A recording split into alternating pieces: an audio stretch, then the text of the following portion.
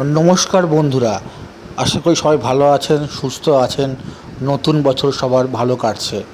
আজকের যে বিষয়টি নিয়ে আলোচনা করব সেটি হলো বাস্তুতে আমাদের বাস্তুতে যদি কোনো দোষ হয়, সেই বাস্তু দোষ কাটানোর জন্য যে 5টা ঘরোয়া উপায় আমরা বাস্তু দোষ কাটাতে পারি, সেটা নিয়ে আজকে আলোচনা করব। আমাদের ঘরে যদি বাস্তুদোষ হয় তাহলে অনেক নেগেটিভ এনার্জি ঢুকে যায়। আমাদের শরীর ভালো যায় না, আমাদের ঘরে অশান্তি কোলাহল লেগে থাকে। আমাদের টাকা পয়সা হাতে থাকে না, টাকা পয়সা হাত দিয়ে বেরিয়ে যায়। আমাদের একের পর এক অশান্তি, ঝুট ঝামেলা ঘরে আসতে থাকে, শরীর খারাপ হতে থাকে। নানান ধরনের একটা অশুভ শক্তি আমাদের ঘরের মধ্যে গ্রাস করতে থাকে। তার ফলে আমাদের বাস্তু দোষ দেখা যায়। এই বাস্তু দোষ দূর করার জন্য যে 5টি ঘরোয়া উপায় অবলম্বন করা উচিত, সেটা নিয়ে আজকে আলোচনা করব। প্রথমত হলো একটি পারদের শিবলিঙ্গ। যদি আপনি ঘরে স্থাপন করতে পারেন তাহলে খুব ভালো হয়।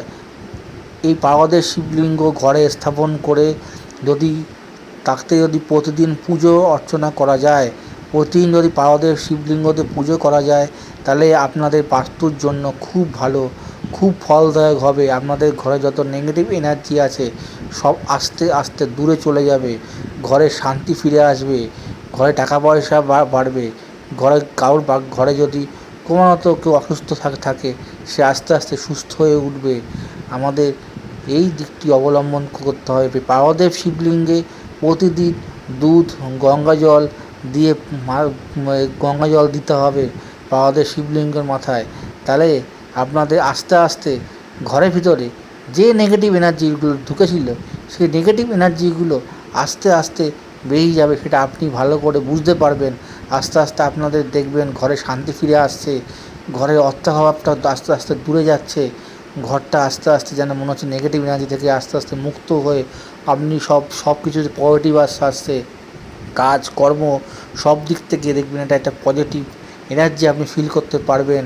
আপনার মধ্যে দিয়ে সব নেগেটিভ এনার্জি আস্তে আস্তে দূরে চলে যাবে। দ্বিতীয়ত যেটা বলবো সেটি হলো ধূপধুনো। ঘরে আমরা ধূপধুনো দিয়ে থাকি। প্রতিদিন যদি ঘরে আমরা ধূপধুনো দিই নিয়ম মতো সন্ধেবেলা, তাহলে ঘরের থেকে নেগেটিভ এনার্জি অনেক দূরে চলে যায়। তাই ধূপধুনো দিলে ঘরের নেগেটিভ এনার্জি আস্তে আস্তে আস্তে আস্তে দূরে চলে যায়। সমস্ত পজিটিভ এনার্জি আস্তে আস্তে বাড়তে থাকে। তাই ঘরে প্রতিদিন সন্ধেবেলা যদি ধূপধুনো দিতে পারেন তাহলে খুব ভালো হয়।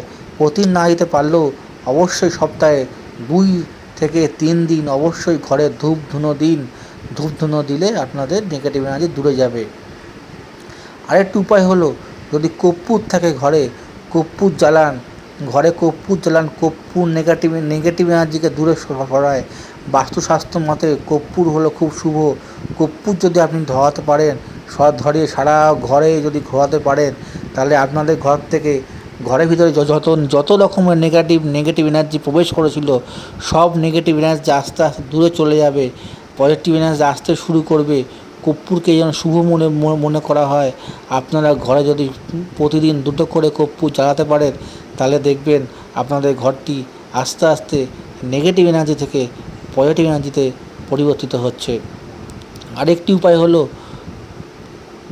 শঙ্খ। আপনি যদি দক্ষিণাবর্ত শঙ্খ যদি ঠাকুরের সিংহাসনে রাখতে পারেন, তাহলে এটা খুবই ফলপ্রসূ হয়। দক্ষিণাবর্ত শঙ্খে অনেক গুণ রয়েছে।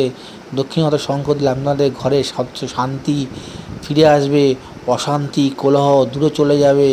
এই দক্ষিণাবর্ত শঙ্খ আপনি আপনাদের ঠাকুর ঘরের সিংহাসনে যদি রেখে দেন, তাহলে দেখবেন আপনাদের ঘরটি আস্তে আস্তে নেগেটিভ এনার্জি থেকে মুক্ত পাবে।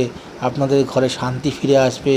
আপনাদের ঘরে যত কোলাহল আছে সব রকম আস্তে আস্তে দূরে চলে যাবে। আরেকটি উপায় হলো, আপনারা মঙ্গলবার দিন হনুমানজির মন্দিরে গিয়ে সেখান থেকে হনুমানজির মন্দির থেকে মেটে সিঁদুর নিয়ে এসে যদি আপনাদের ঘরের মূল প্রবেশদ্বারের সামনে একটি স্বস্তিক চিহ্ন এঁকে দেন, তাহলে আপনাদের ঘরে মূল প্রবেশদ্বার থেকে যে নেগেটিভ এনার্জি ঢুকছিল, সেই নেগেটিভ এনার্জি আসা বন্ধ হয়ে যাবে। ঘরের ভিতরে আর কোনো ধরনের নেগেটিভ এনার্জি আসবে না। ঘর সুস্থ থাকবে, সুন্দর থাকবে, কোনো কোলাহল কোনো অশান্তি দানা বাঁধতে পারবে না। এই হলো আজকের মূল বিষয়বস্তু। যদি ভিডিওটি ভালো লেগে থাকে অবশ্যই লাইক, কমেন্ট, সাবস্ক্রাইব করবেন। ভিডিওটি নতুন যদি দেখে থাকেন তাহলে অবশ্যই চ্যানেলটাকে সাবস্ক্রাইব করবেন, সাবস্ক্রাইব করে পাশে থাকবেন, আর বেশি বেশি করে শেয়ার করবেন। ভালো থাকবেন, সুস্থ থাকবেন। জয় মা তারা, জয় ওং নমঃ শিবায়। ভালো থাকবেন, সুস্থ থাকবেন। টাটা।